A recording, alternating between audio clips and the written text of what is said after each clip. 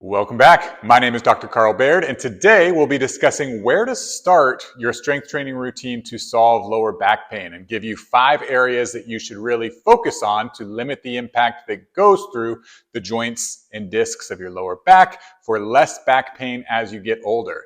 And the reason this is important is because, like I say in most of my videos, the type of strength training that you do to look good in a swimsuit is not the same type of strength training that you need to do to solve lower back pain, so that you want to make sure that the exercises you're doing are really designed to limit the impact on your spine while minimizing the risk of aggravating your lower back. So that's what we'll talk about in this video.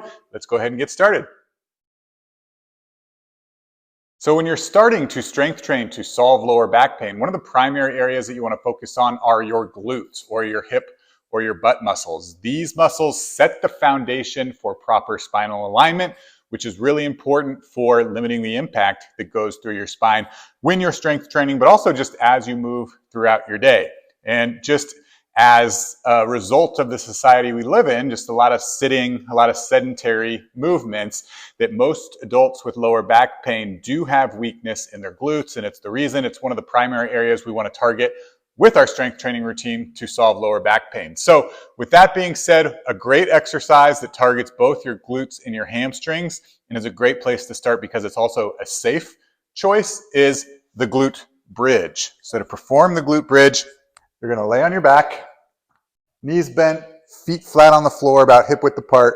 You can just put your arms at your side here, but then all you're going to do is press through your feet to lift your hips up into the air. And again, we want to feel it in our glutes. If we feel it in our hamstrings too much, it probably means our feet are a little bit too far out. Or if you feel like a stretch pull in the quads, it probably means your feet are too close to your hips. So try to find that nice middle ground. Press up. You can squeeze at the top to really make sure that you're targeting the glutes and come back down. So that is the glute bridge, which is a great place to start when in your strength training routine to solve lower back pain. The next area that we want to focus on in our strength training routine to solve lower back pain is building a strong core. Building a strong core helps support the structures of your spine, make sure that most of the impact of your daily routine is handled by the muscles surrounding your spine instead of going directly into the structures of your spine. So with that being said, let's keep in mind that the core isn't just your abs, but it's everything around your spine. And in part 1 of our core strength, we're going to focus on the front and the back. So an easy way to target our front core muscles in a safe manner that doesn't risk aggravating our lower back is with a plank. So to perform the plank, it's pretty simple. You're going to start on your elbows. Now the easiest variation is to do what's called a knee plank, where my knees are on the ground right here. And really all it is a static hold. If this feels too easy, the next thing you can do, press up through your toes to come into a toe plank and hold there. And you'll feel that, again, in the front side of our abs. Now to target the back, the muscles along our spine, our spinal erectors, which is also a very important part of the core, a great exercise to start with is a bird dog. So to perform the bird dog, we're on our hands and knees.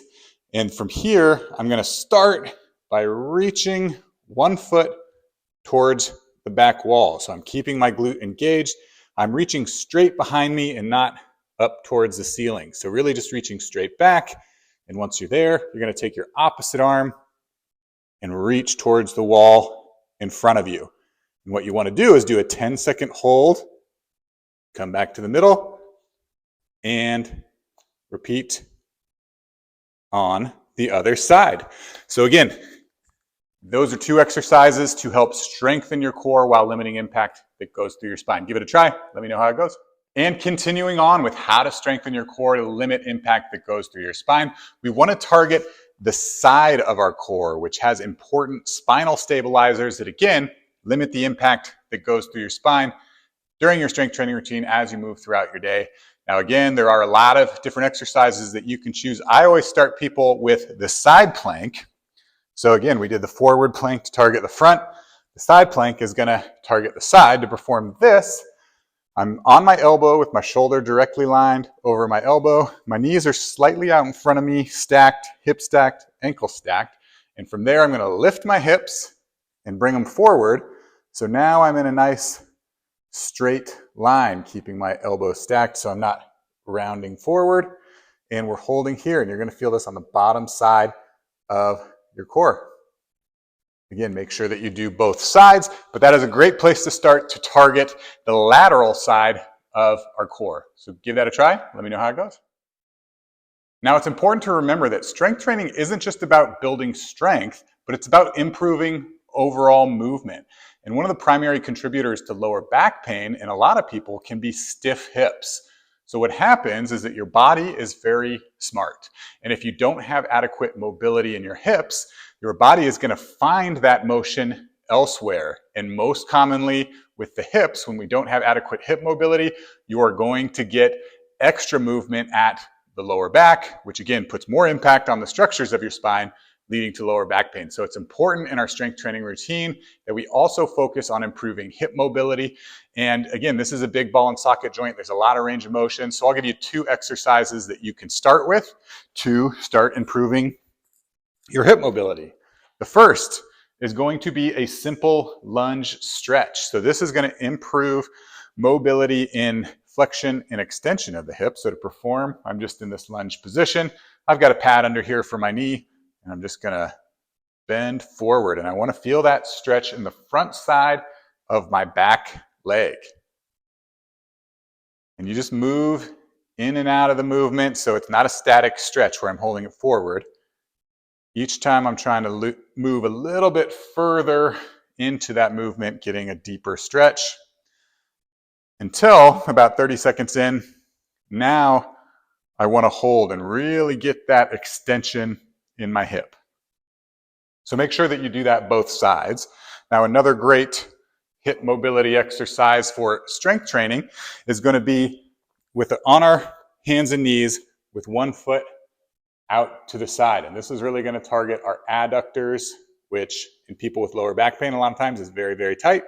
And from there, I'm going to push through my hands to send my hips towards my heel. And you're going to feel that stretch on the inside. And just like with the lunge stretch, we're going to move in and out of this movement. So I'm sinking my hips back towards my heel, feeling that stretch on the inside, and then coming out. And sinking a little bit further, and then in the last 30 seconds, you hold it and really try to lengthen that muscle. And just like with the lunge stretch, make sure you do both sides. The hip hinge is one of the most important exercises to learn, understand, and practice to limit impact that goes through the structures of your spine, not only as you go through your strength training routine, but as you move throughout your day. It's going to help you learn how to maintain a neutral spine when you're lifting weights, but also anytime that you bend forward to avoid that rounding of the spine, that repetitive rounding, which over time contributes to lower back pain.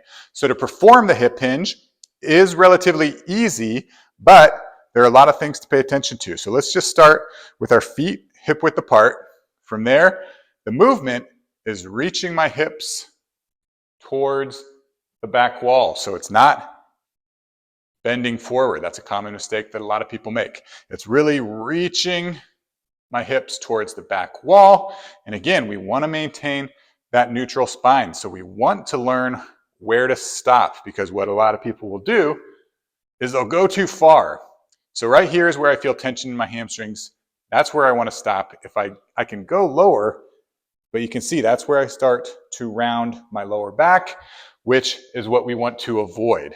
Now, this is an easy exercise to add resistance using a simple band. So with this, I'm going to hold on to each side of my resistance band, stand right in the middle, and perform that same movement. And this is where you're really going to feel that tension in the hamstring and your glutes. And you can just further ingrain that hip hinge movement pattern. So give that one a shot. Let me know how it goes. So there you have it. That is 5 areas that you can focus on as you start your strength training routine to solve lower back pain. And as a reminder, the reason that we picked these exercises is 1, they're effective. So they target the areas that help limit impact that goes through the structures of your spine. But 2, that they're safe. So when you're strength training to solve lower back pain, you want to make sure that you pick exercises that minimize the risk of re-aggravating your lower back pain, because that is the opposite effect of what we want.